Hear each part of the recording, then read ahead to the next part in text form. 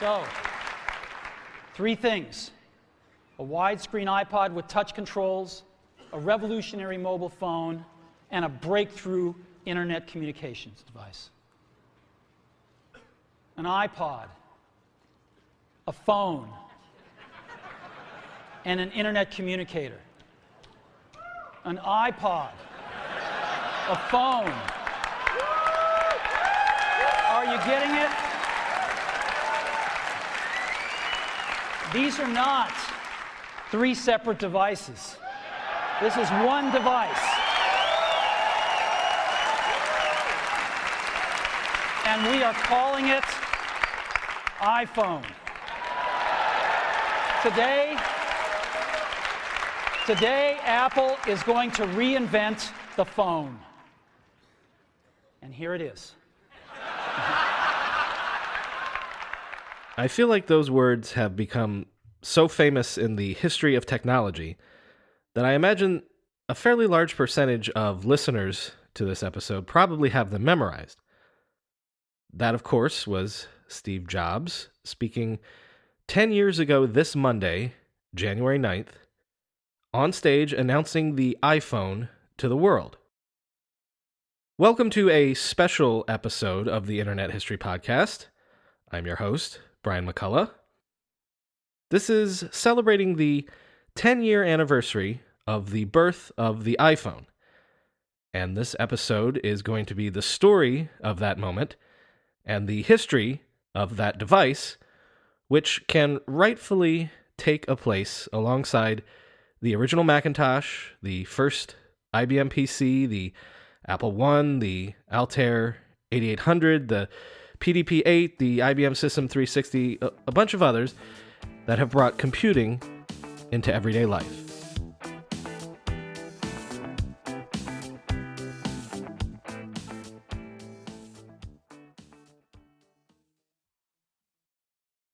At the beginning of 2007, Apple was a company on a winning streak. Its flagship Mac line of computers was growing in market share at the expense of traditional PCs. The iPod, which had been introduced a little over 5 years earlier, had transformed Apple from a niche company that made high-end personal computers into a company that made the most sought-after gadgets in the world.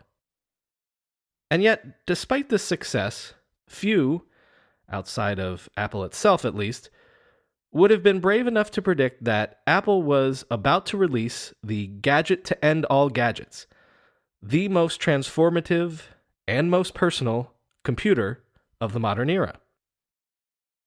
Some will remember that Apple was famously, or infamously, one of the pioneers of handheld computing. The Newton message pad was the first PDA, a term Apple coined by the way, to generate broad mainstream appeal when it was released in 1993. The Newton had many details that eerily echoed what would come later. The device measured 4.5 by 7 inches, had a touch screen in lieu of a physical keyboard, was priced at $699, which is about $1,129 when adjusted for inflation, sported a 32-bit ARM CPU, and even had a Siri-like feature called the Newton Assistant. But the Newton was released in 1993, of course, so this was a time when the web had not yet gone mainstream. There was no such thing as ubiquitous cellular data networks or even Wi-Fi hotspots. And crucially, multi-touch technology was not available.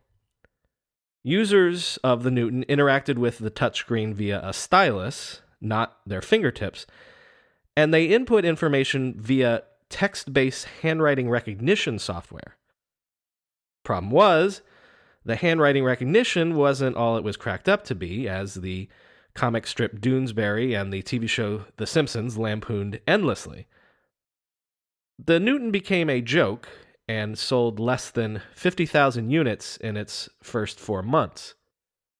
A few years later, when Steve Jobs returned to Apple and famously streamlined the company's bloated product line, the Newton was discontinued. But in the meantime, that little device had pioneered the PDA market that Palm and others would exploit to great success in the later 90s, and it would set the functional template for smartphones later in the 2000s. This experience beyond traditional computers, disastrous as it may have been for the company, nonetheless planted some residual ideas within Apple and within its corporate DNA. After Steve Jobs returned to save the company from extinction, memories of pocket-sized devices resurfaced to take Apple into a new era. The iMac might have been the product that saved Apple as a company, but the iPod was the product that transformed it. Released in 2001, the iPod reached beyond Apple loyalists and became a bona fide mainstream sensation. Eventually, the iPod was responsible for 45% of Apple's total revenue. It also captured 70% of the MP3 player market. And this is something that I think has been a bit glossed over in recent histories of the company, but stop for a minute and imagine how momentous a change the iPod engendered within Apple itself. After all, this was a company that for nearly 30 years had been a personal computer company. But the blue sky thinking that allowed Apple to suddenly, out of the blue, make a standalone MP3 player, to enter a mature market as an outsider and believe that it could dominate that market, also engendered the sort of fearlessness that made it possible to break with other long-standing Apple shibboleths. The iPod eventually worked with Windows machines, even at the risk of cannibalizing Mac sales, and iTunes eventually worked with Windows machines as well. Apple had made a Windows app. As Phil Schiller told Walter Isaacson in his Steve Jobs biography, quote, "We felt we should be in the music player business, not just the Mac business." It was this conceptual leap, this strategic bravery, just as much as a penchant for good design and reliable manufacturing, that would be responsible for Apple's eventual success in the mid-2000s. Because once Apple was no longer just a computer company, it could suddenly be whatever it wanted to be. Apple was suddenly a consumer electronics juggernaut. Like the Sony Walkman before it, the iPod put a trend-setting device into almost everyone's pocket. And Steve Jobs had long admired the power that Sony had wielded over the electronics and media industries in the 1970s and 80s. And almost overnight, Apple seemed to be enjoying a similar measure of power. This industrial muscle was proven conclusively when Jobs was able to corral the major music companies into the iTunes store. The leverage of a dominant product like the iPod allowed Apple to transform, and some say take over, an entire ancillary industry. Flush with this sort of success, the brain trust at Apple began to wonder if maybe there were other industries that they might be able to enter, take over, or disrupt. According to Phil Schiller, the iPod, quote, really changed everybody's view of Apple both inside and outside the company. Apple began to wonder if it might be able to apply its secret sauce of product development and design to other sorts of products. They considered making Apple cameras, even at this early date, an Apple car. Quote, crazy stuff, Schiller would remember later. In many ways, this blue sky mentality caused history to sort of repeat itself. Back in the 1980s, the fathers of the Newton had been motivated by a desire to anticipate the next evolutionary step in computing. Steve Sackelman, Jean-Louis Gasset, and then Apple CEO John Sculley had imagined a world beyond keyboards and beyond mice. In short, a world of handheld computing. And now, 15 years later, the new and, in the case of Jobs, returned Apple leadership found itself imagining a similar future. Scott Forstall remembered, quote, "In 2003, we had built all these great Macs and laptops, and we started asking ourselves what comes next. One thought we settled on was a tablet. We settled pretty quickly if we could investigate doing that with a touchscreen, so we started investigating and building prototypes." At the same time, Steve Jobs had an eye not on the future of computing, but also on the future of the iPod itself. By the mid-2000s, it wasn't just MP3 players that were bulging people's pockets. Cell phones were reaching ubiquity for the first time as well. Apple board member Art Levinson told Walter Isaacson, quote, he means Steve Jobs, was always obsessing about what could mess us up. And apparently Jobs had decided that, quote, "the device that can eat our lunch is the cell phone." It was clear to everyone that consumers would prefer one single converged device as opposed to carrying around several.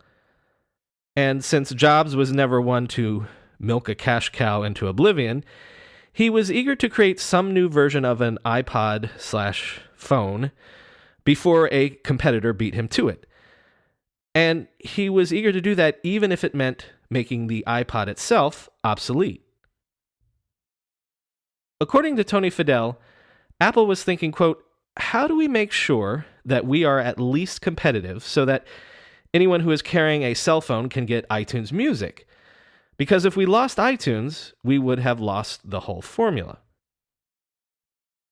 As Jobs himself told Walt Mossberg at the 2010 All Things D conference, quote, "I had this idea about having a glass display, a multi-touch display you could type on.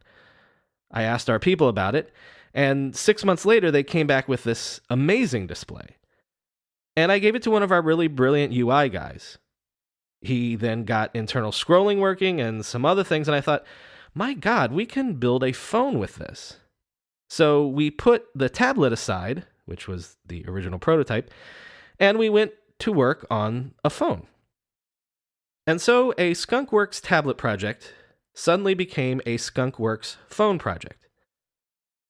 By 2003-2004, in the form of various initiatives, Apple was beginning to get hard at work on some sort of a portable device that was intended to merge the iPod with a phone and possibly more in order to become an all-encompassing unitary device.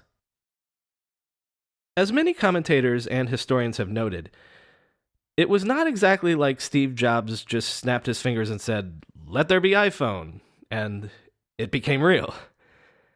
Instead, the development process that led to January 2007 was actually fairly convoluted and encompassed several different initiatives, as many as 5 separate projects, according to some accounts, before the competing ideas and prototypes fell by the wayside and the final solution was settled upon.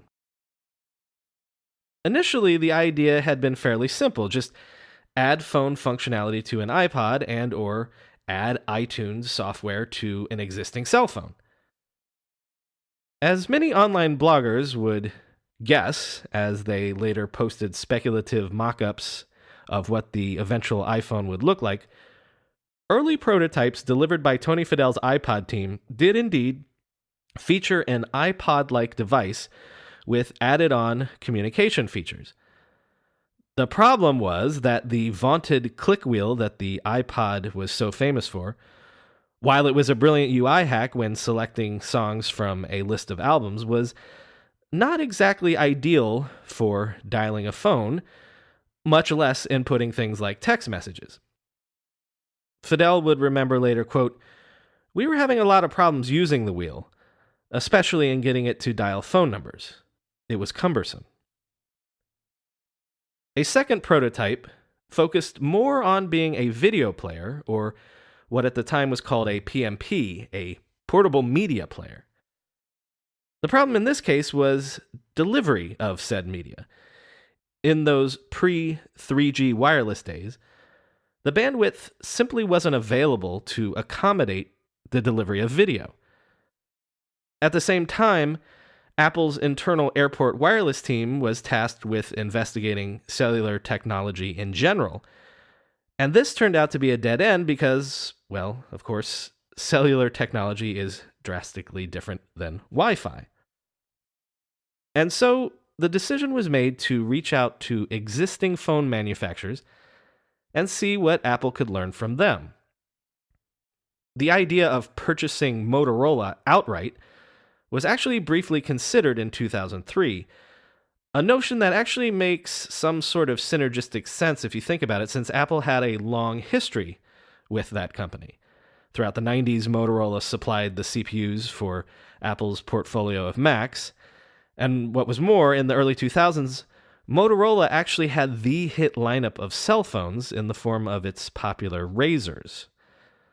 So Apple could, at this point, potentially partner with a company that knew how to design slick, thin, sexy handsets.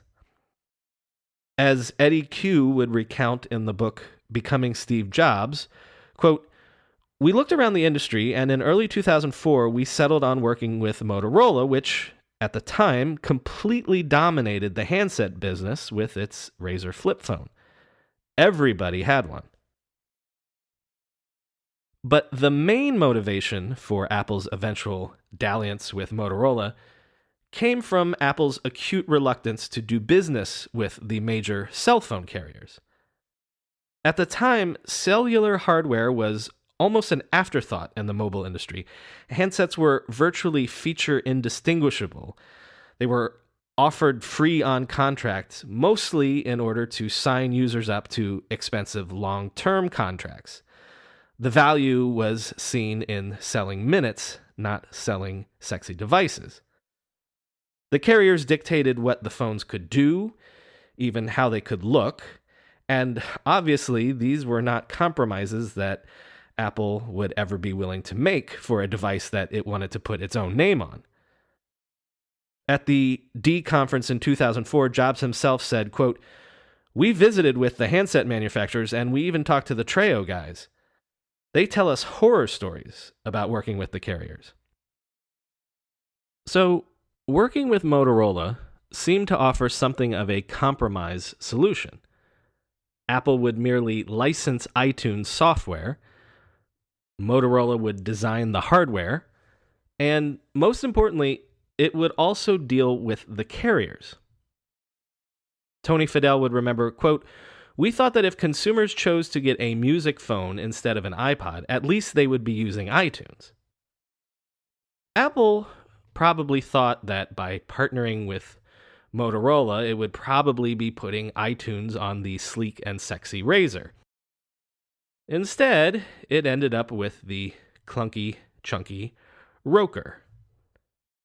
Motorola took 18 months to deliver the Roker, a candy bar style device, and it was fatally, almost ridiculously limited.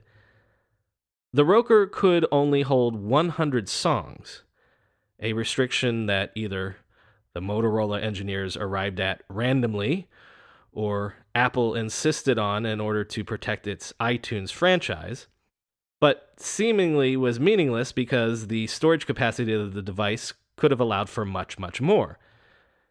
And even though the device boasted internet access, iTunes purchases could not be made over the air. You had to plug your phone into your computer to load it with music.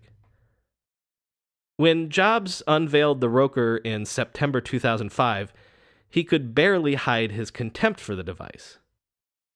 Whether on purpose or subconsciously, the demonstration of the Roker was even fumbled by Jobs, something that he did not typically do.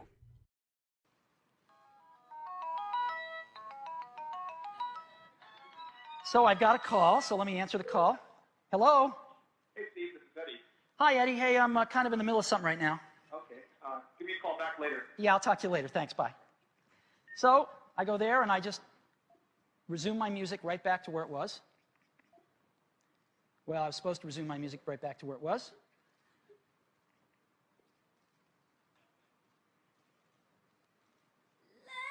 I hit the wrong button. But you can resume your music right back to where it was if you hit the right button. According to the book Digital Wars, Apple, Google, Microsoft, and the Battle for the Internet, within a month of going on sale, returns of the Roker were 6 times the industry average for a new device. Wired magazine famously asked of the Roker, "You call this the phone of the future?" The Roker fiasco was a puzzling detour for Apple, a company that famously likes to control the entire user experience from hardware to software.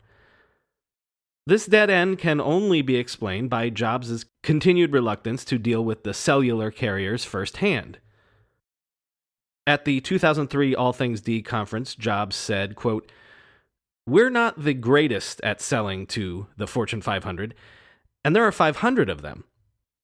In the cell phone business, there are 5. We don't even like dealing with 500 companies. You can imagine what we thought about dealing with 5. Jobs' disgust was so pronounced, Apple began seriously considering jumping into the MVNO business, buying wireless bandwidth wholesale and then selling cellular service under its own brand. This would have cut the carriers out of the equation entirely and allow Apple to control the entire user experience. At the time, Apple was rapidly expanding its retail store footprint, so it theoretically could have managed a nationwide sales and service rollout. It could have built a phone that would function on its own network, and it wouldn't have to go begging to the carriers simply for the privilege of adding features and services. And it was during this exploration of an Apple wireless idea that the final pieces of the iPhone as we know it fell into place. The Star-Crossed Roker had been developed in partnership with the wireless carrier Singular, soon to become AT&T after a series of mergers. At the time, Singular was struggling to compete with the erstwhile industry leader Verizon. And this was just at the precise moment that 3G cellular service was beginning to roll out nationwide. 3G had been designed to deliver wireless data at close to broadband speeds. The cellular carriers knew that data was the growth product of their future. But, hard as this is to imagine in 2017, when actually making calls is almost an afterthought when it comes to how we use our devices, the carriers were having a hard time actually getting consumers to sign up to get internet on their cell phones. While the Roker was being developed, Singular executives tried to convince Steve Jobs to drop his MVNO plans and instead create an Apple phone exclusively for their network. Singular's motives were mostly defensive. The carrier feared that if Apple were to launch a competing carrier service, they would probably underprice wireless plans in order to encourage the hardware sales that was Apple's bread and butter. This would, of course, commoditize data plans before they even had a chance to catch on. At first, Jobs refused even to listen to Singular's entreaties, but then the disaster of the Roker began to change his thinking. A Singular executive by the name of Jim Ryan has described his negotiations in the book Dogfight. Quote, "Jobs hated the idea of a deal with us at first. Hated it. He was thinking that he didn't want a carrier like us anywhere near his brand. What he hadn't thought through was the reality of just how damn hard it is to deliver mobile service. Indeed, the customer service, logistical, technical, and reliability issues of operating a nationwide cellular network were, of course, something that Apple had zero experience with. And so Jim Ryan emphasized these potential headaches to Jobs. Quote, Funny as it sounds, that was one of our big selling points to Apple. Every time the phone drops a call, you blame the carrier. But every time something good happens, you thank Apple. At the same time, Singular was trying to sell Jobs on the idea of making an Apple phone internally, a handful of Apple executives, especially Mike Bell and Steve Saccoman, were making the exact same argument within Apple. Bell recounts in the book Dogfight, quote, "I argued with Steve Jobs for a couple of months and finally sent him an email on November 7th, 2004. I said, Steve, I know you don't want to do a phone, but here's why we should. Johnny Ive has some really cool designs for the future iPods that no one has seen. We ought to take one of those, put some Apple software around it, and make a phone out of it ourselves instead of putting our stuff on other people's phones." He, Jobs, calls me back about a half an hour later, and we talk for 2 hours, and he finally says, "Okay, I think we should just do it." Apple ended up dealing with AT&T Singular because AT&T Singular was eager for a differentiator. Eddie Q, who was the one actually tasked with negotiating with the carriers, remembered in the book Becoming Steve Jobs, quote, "We actually knew Verizon better than we knew AT&T. But Verizon thought cellular was their playground, sort of like, you're going to play the game by our rules. When we went to see AT&T, we really liked them. You could tell they were hungrier and wanted to show what they were capable of." The deal that Apple would cut with Singular/AT&T would take about a year to finalize, but in the end it alleviated almost all of Jobs' concerns. In exchange for an exclusive right to an Apple phone on their network, AT&T would grant Apple carte blanche to design the phone as Steve Jobs saw fit. It would be completely Apple branded, and AT&T would have no say in the pricing, the features, or even the services that the phone offered. As icing on the cake, Apple would get a share of the monthly cellular data payments that users would obviously have to cough up for in order to use the device. An Apple phone suddenly seemed like it could become a reality. And at this point, that was where the difficulty really began.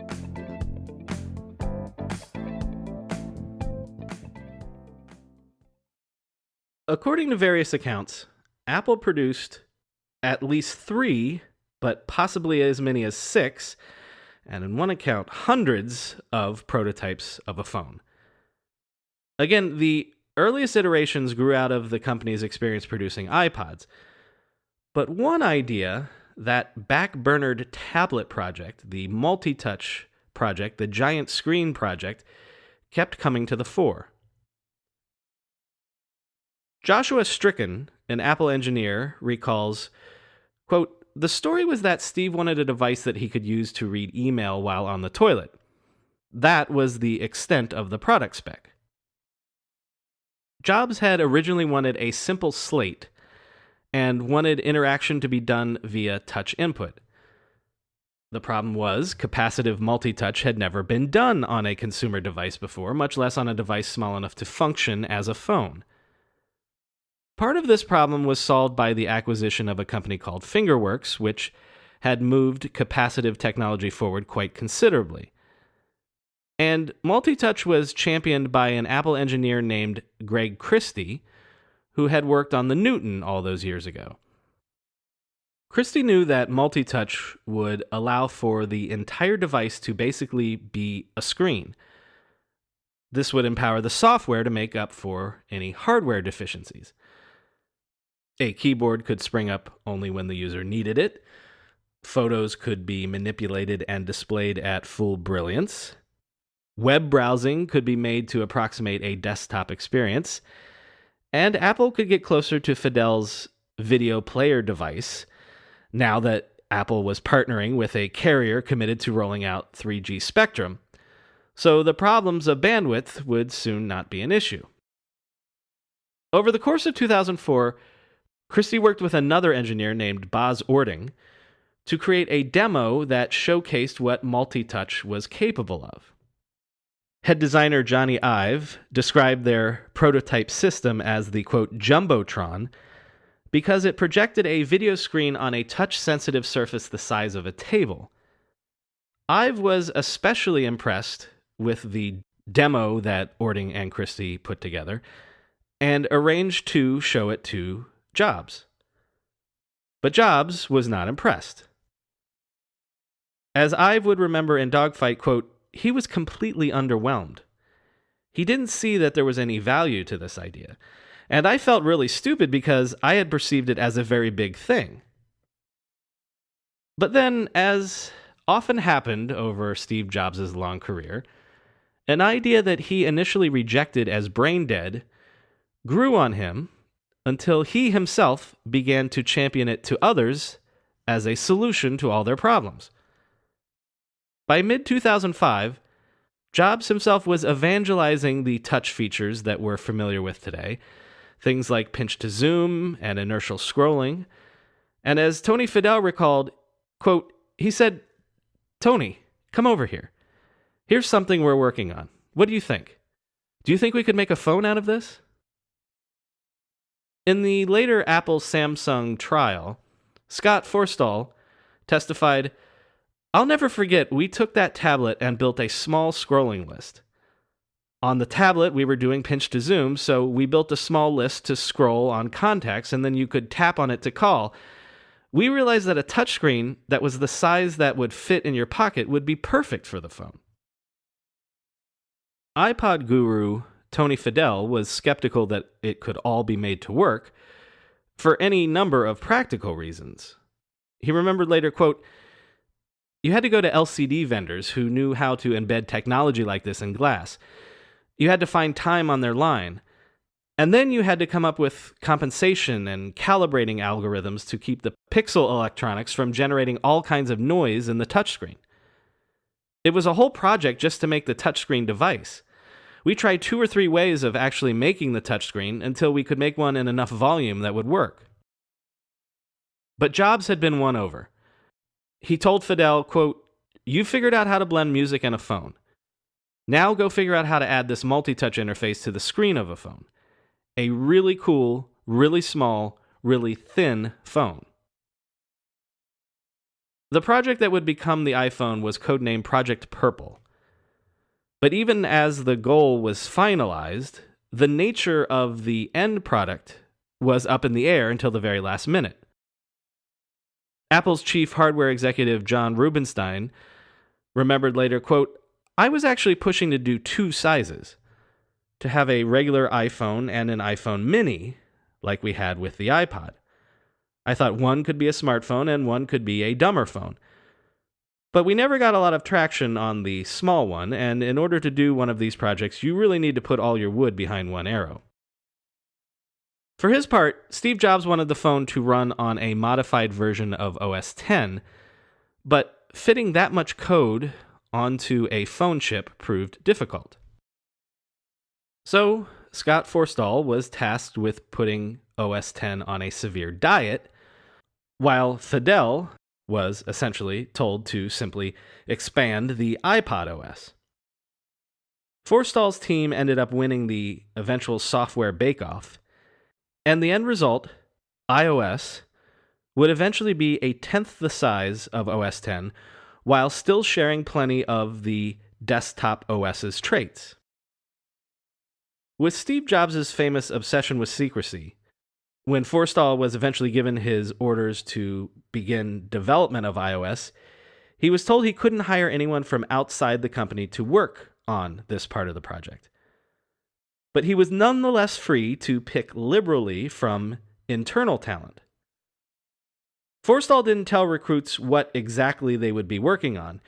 He only divulged that they would be expected to, quote, "give up untold nights and weekends, and that you will work harder than you've ever worked in your life." As eventually became standard practice at Apple, the iPhone team was segregated even from other Apple employees. Forstall would recall, "The team took over one of Apple's Cupertino buildings and locked it down. It started with a single floor, with badge readers and cameras, and in some cases, even workers on the team would have to show their badges 5 or 6 times. The floor that the iPhone was developed on became known as the Purple Dorm. As Forstall would testify later, quote, "We put a sign on over the front door of the iPhone building that said, 'Fight Club.' Because the first rule of Fight Club is that you don't talk about Fight Club." Again, Forstall, quote, "When creating the iPhone, there were so many completely unresolved problems that we had to tackle. Every single part of the design had to be rethought for touch. On a screen so small, allowances had to be made for imprecise gestures.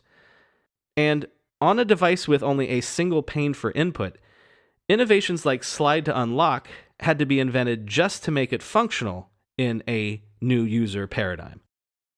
One of the biggest software problems was the virtual keyboard. It was one thing to implement gestures and swipes and pinch to zoom on a 3.5-inch screen, but it was another thing entirely to type on a tiny keyboard making up about 1/3 of that real estate. In the book Dogfight, an anonymous Apple executive recounted, quote, "Everyone was concerned about touching on something that doesn't have any physical feedback. Perfecting the keyboard was a, quote, make or break kind of thing for the device." There were plenty of other issues to tweak across the whole spectrum of the software. For instance, if you tried to type the letter E, it tended to trigger a range of other letters instead. And there was a significant lag between a virtual keystroke and a given letter actually appearing on screen. But solving software problems can sometimes trigger software innovations as well. Scott Forstall himself came up with the idea of the double tap to zoom in on text when browsing the web. Forstall would recall, quote, "The team went back and worked really hard to figure out how to do that." But if getting the software to work was a challenge, the hardware was even more so. It didn't help that the engineers working on the hardware were forbidden from even seeing the software that they were ostensibly designing for. The biggest issue was simply that Apple hadn't dealt with the basic realities of a cell phone design before. The team had to take a crash course in basic physics, in radio technology, in reception and broadcast. About a dozen radio frequency simulators were purchased.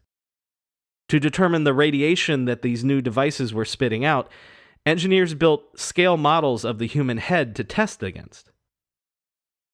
Apple also had no experience with the rigorous testing required to A, function on AT&T's cellular network, and B, pass FCC muster. Handset manufacturers usually left this sort of process to the carriers to sort out, since they were the ones that knew their networks the best.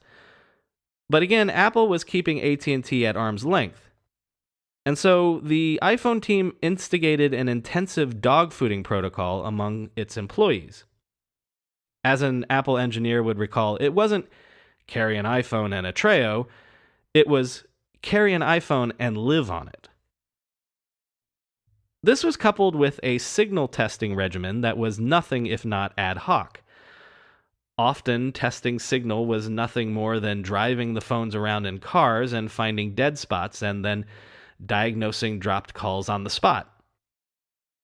An engineer named Shuvo Chatterjee would remember, quote, "Sometimes it would be, Scott Forstall has a call dropped. Go figure out what's going on." So we'd drive by his house and try to figure out if there was a dead zone. That happened with Steve, too. There were a couple of times where we drove around their houses enough that we worried that neighbors would call the police. One intermediate prototype that was championed by Jobs and Johnny Ive was based off an unreleased iPod design that Ive had developed previously. This particular device was made of brushed aluminum, of course, but in this case, the master designer had to bow to the laws of nature. Apple engineer Phil Kearney recalled, quote, "I and Ruben Caballero, who was an antenna expert, had to go up to the boardroom and explain to Steve and Ive that you cannot put radio waves through metal. And it was not an easy explanation. Most of the designers are artists. The last science class they took was in 8th grade, but they have a lot of power at Apple, so they asked, why can't we just make a little seam for the radio waves to escape through? And you have to explain to them why you just can't. In another famous case, though, Steve Jobs' exacting demands won out to the eventual benefit of the final product. The screen of the phone was originally supposed to be composed of the same plastic that iPod screens were made of. But after spending a day in Jobs' pocket, one prototype unit suffered from deep and permanent scratches thanks to his car keys. And so on a dime, Jobs switched the screen from plastic to Corning Gorilla Glass, even talking Corning into converting an entire factory in Harrisburg, Kentucky to produce the quantities of glass that Apple needed. This actually complicated things for the hardware team since the multi-touch sensors now had to be embedded in glass, and glass was an entirely different proposition from embedding in plastic. This is a day I've been looking forward to for 2.5 years.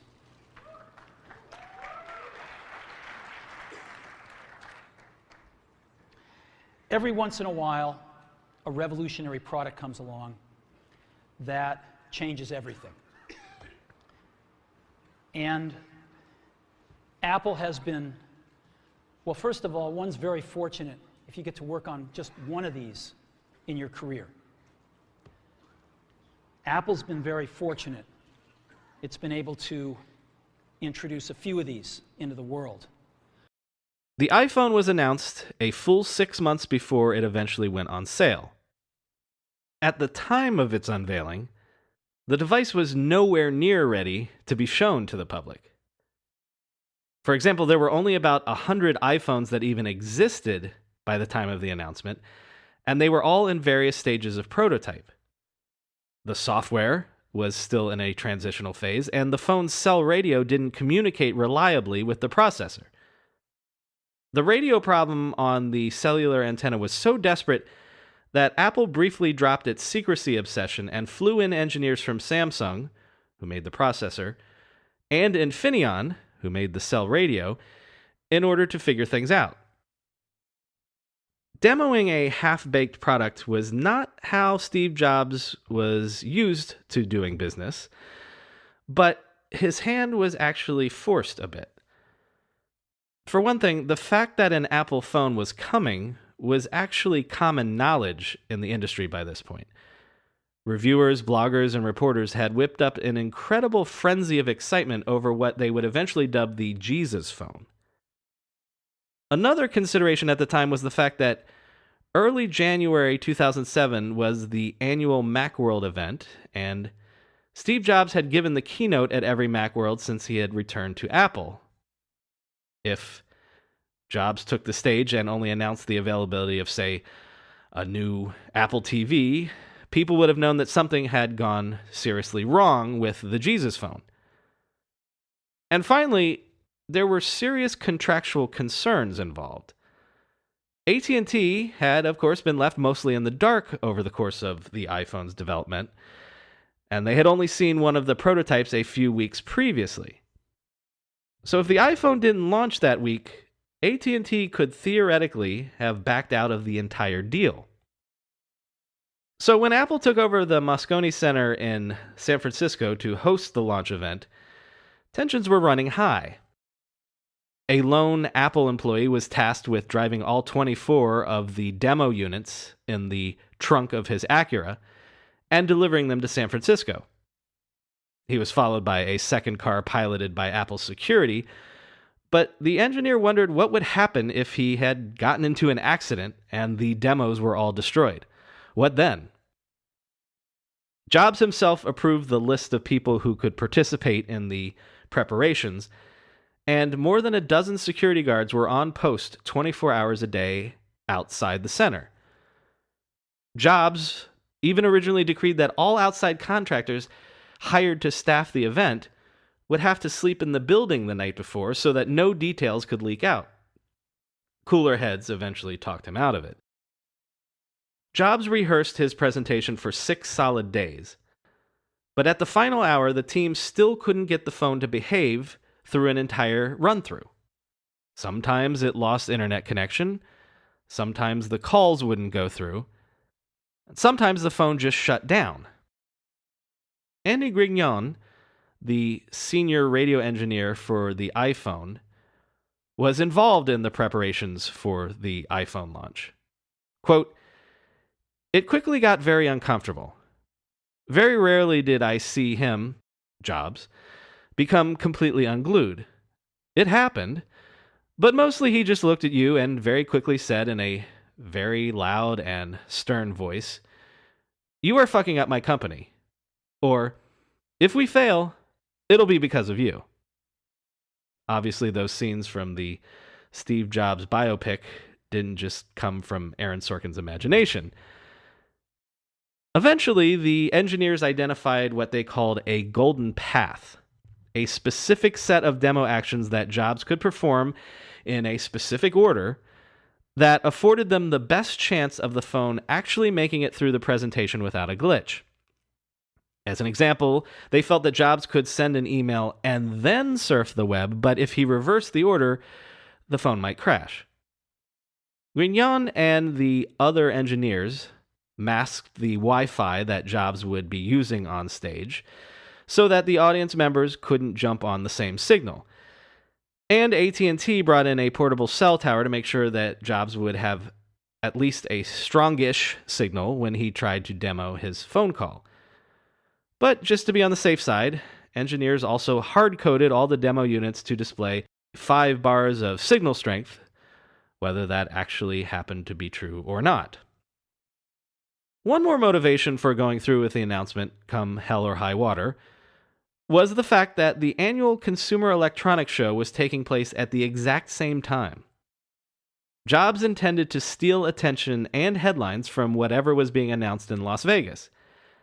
And sure enough, on January 6th, an army of reporters, bloggers, journalists, and critics dutifully boarded planes at McCarran Airport, left CES, and flew back to San Francisco to see what Jobs had up his sleeve.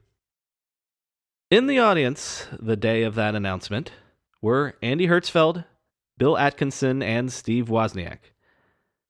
Just as with the iMac launch, Steve Jobs made sure that the original Macintosh team was present to bear witness to history being made. Eddie Q would later remember, quote, "iPhone was the culmination of everything for Steve, and of everything that I had learned. It was the only event I took my wife and kids to because, as I told them, in your lifetime, this might be the biggest thing ever. Because you could feel it. You just knew that this was huge." Somehow, the day of, the iPhone launch went on without a hiccup. Watching the video now, Jobs is masterful, at the very height of his powers as a showman. You can almost feel him simultaneously stoking and feeding off of the energy from the crowd. It's almost as if Jobs can't believe what he's demoing at the exact same time that the audience can't believe what they're seeing. The team that had put the demo together celebrated by getting wasted. As the antenna engineer Grignon recalled, quote, "It was the best demo any of us had ever seen. And the rest of the day turned out to just be a shit show for the entire iPhone team. We just spent the entire rest of the day drinking in the city. It was a mess, but it was great."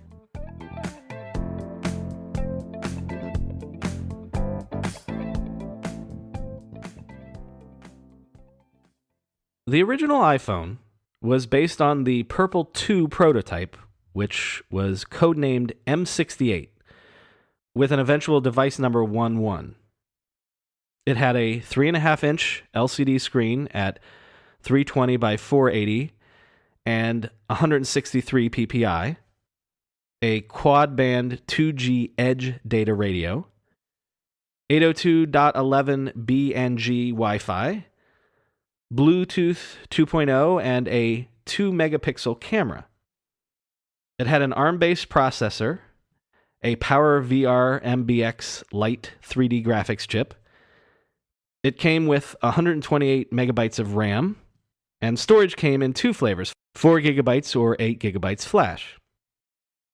It had an accelerometer for screen rotation, a proximity sensor for detecting when the phone was up against your face, and an ambient light sensor for screen brightness. The pin connector for powering the device was the same one used on the iPod, and also allowed for a connection to iTunes and your computer. The standout feature, at least on the day of the announcement, was the one that most of us could care less about today: visual voicemail. But there were serious omissions as well. The original iPhone had no GPS. You couldn't remove the battery. You couldn't add additional storage if you wanted to. And the phone took photos, but no video. A decade on, there are 3 especially glaring downsides to the original device. And the first was the price.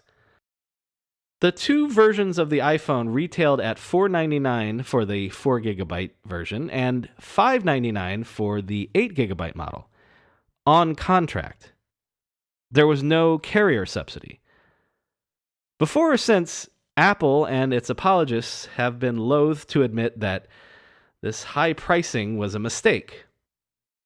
In the first quarter that it was on sale, the iPhone sold 1.5 million units. But there's no telling how many more could have sold had the price been in line with other phones on the market. A mere few months after the phone actually went on sale, the original AT&T contract was renegotiated. Now, AT&T would buy the iPhone directly from Apple, and consumers would receive a subsidy that would bring the price more in line with industry standards. A second big downside was that even though the iPhone introduced the promise of a cell phone that could deliver a genuine web browsing experience, it was still on the second-generation Edge network. AT&T was still in the process of building out its 3G network, so for that first-generation phone, users had to make do with snail-like browsing speeds. A big reason for this was the fact that 3G chips were not actually available at the time that development of the phone had begun, but the fact also is that this was probably a purposeful hedge made by AT&T and Apple. Both companies knew that they weren't quite ready for the amount of bandwidth that iPhone users would soon be hoovering up. The decision to stick with Edge was probably a decision to play for time. If anything, the iPhone was launched onto AT&T's network about 18 months too early. The network couldn't handle the surge in data usage, as early iPhone users could grumblingly attest to, but these early adopters were intended to be sacrificial lambs until the infrastructure could catch up. Finally, and most importantly, people tend to forget that the original iPhone launched without the App Store. Most of us are now used to using our phones as a sort of utility belt of tools, with apps allowing us to do any number of things that standalone devices used to be required for.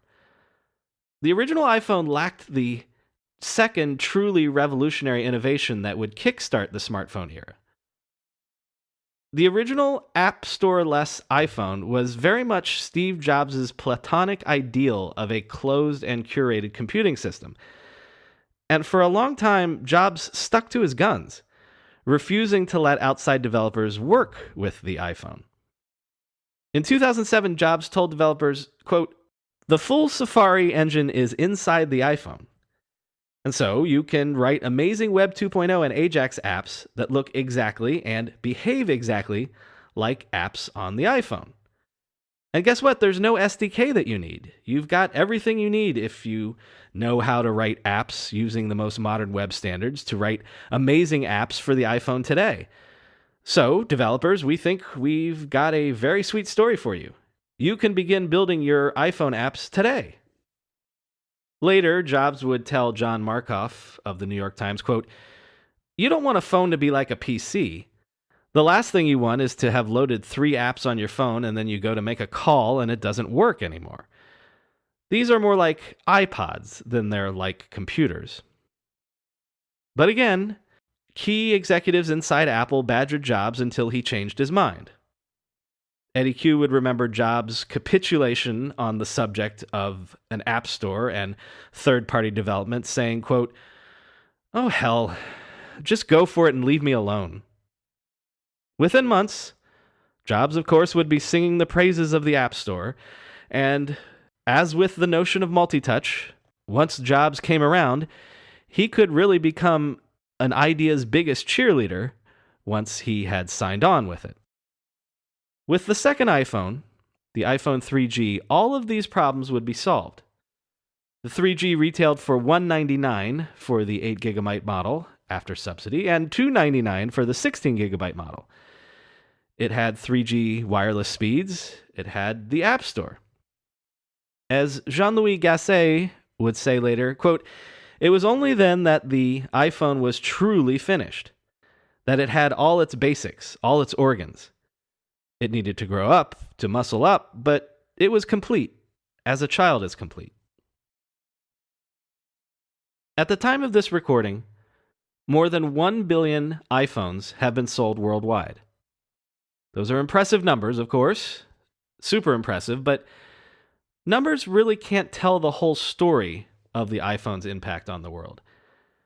Perhaps in cases like this, anecdotal examples are probably more illustrative. So let me give you one. If I had told you in 2007 that soon your mother would one day carry a smartphone and use it on an hourly basis, would you have believed me? Would Facebook be at 1 billion users today if the iPhone hadn't presented the perfect vehicle for both social media consumption and production? And if not for the iPhone kickstarting the smartphone revolution, whither Snapchat or Twitter, much less Uber?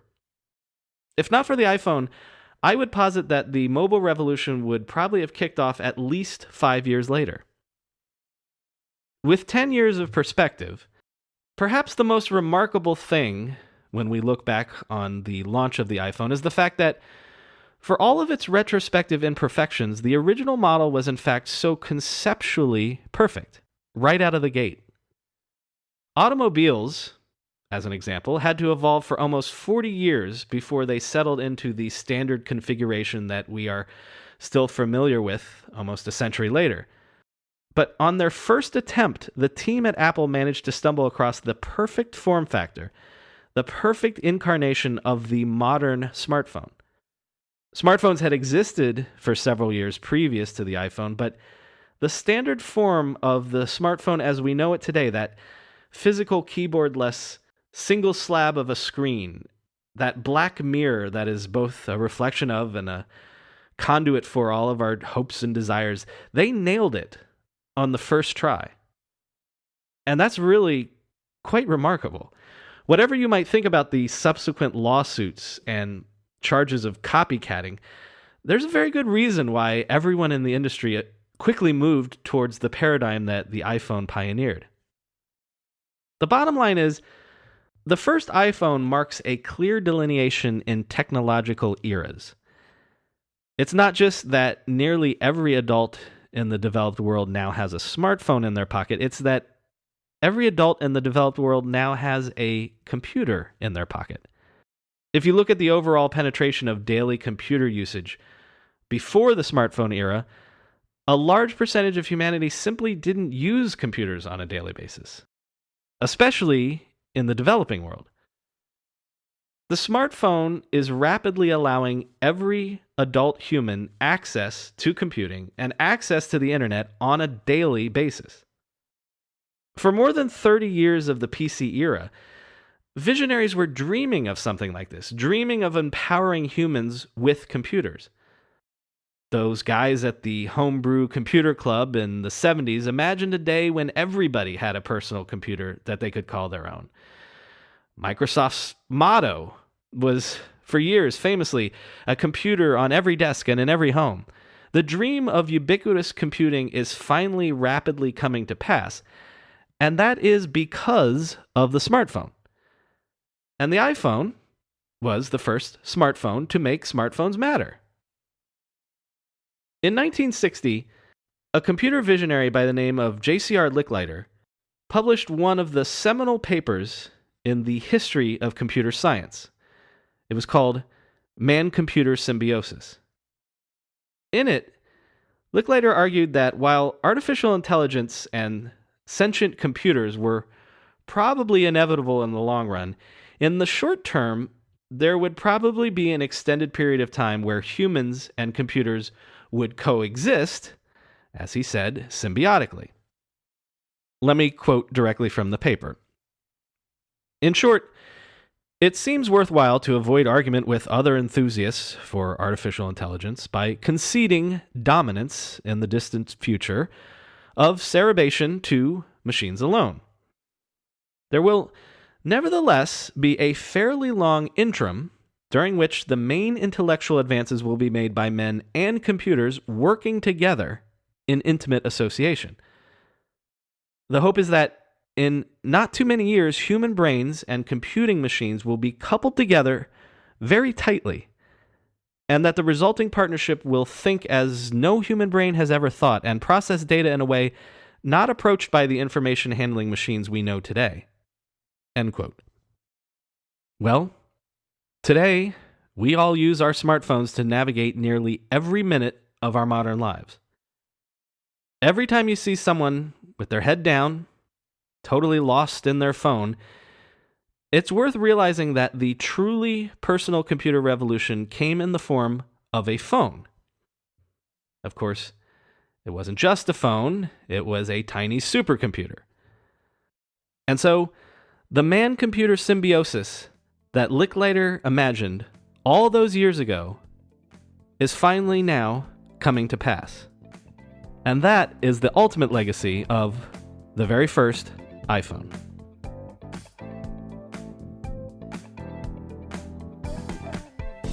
If this is the first time you're listening to this podcast, please subscribe to us on your podcast app of choice. There's plenty more great internet history where that came from. And if you're a longtime listener, then you know what to do to help us out. Rate and review us on iTunes. Because iTunes gives credit to reviews and ratings, and the more great reviews we get, the more people will discover us. As always, there's more info on our website, www.internethistorypodcast.com. The show's Twitter handle is @NetHistoryPod, and my personal Twitter is @BrianMCC. Thanks for listening.